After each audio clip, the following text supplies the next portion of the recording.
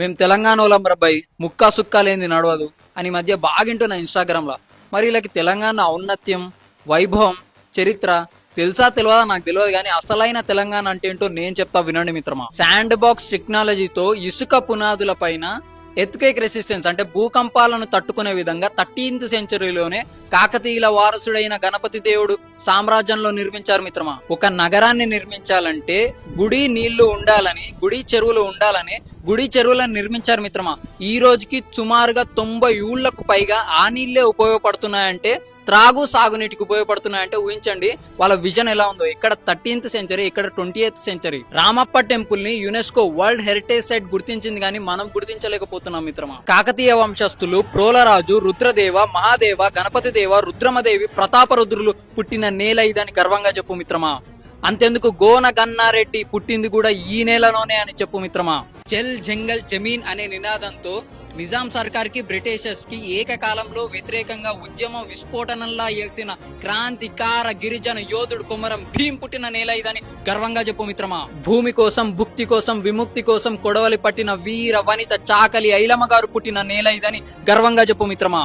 Guerrilla tactics వాడి Mughals తో పోరాడి ఔరంగజేబ్ కొడుకైన బహదూర్ షా మెడలు వంచి గోల్కొండ కిల్లాలో జెండా ఎగరవేసిన వీరుడు యోధుడు సర్దార్ పాపన్న గౌడ్ పుట్టిన నేల ఇదని గర్వంగా చెప్పు మిత్రమా. ఎంతమంది కవులున్నారు మిత్రమా.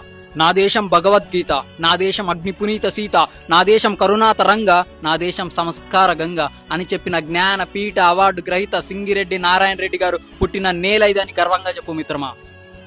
ఇందుగలడు లేడని సందేహము వలదు చక్రి సర్వోపగతుడు ఎందెందు చూచినా నందందే గలడు దానవాగ్రని వింటే అని రాసిన బొమ్మెర పోతన గారు పుట్టిన నేల ఇదని గర్వంగా చెప్పు మిత్రమా.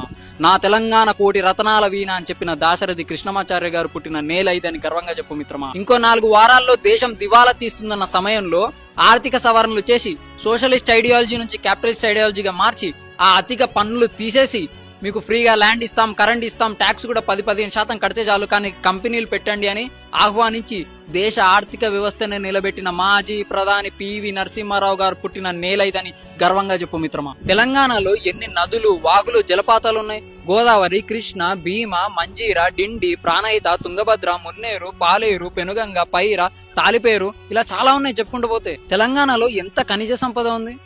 Singareni is the 2nd largest coal producer in Bharat.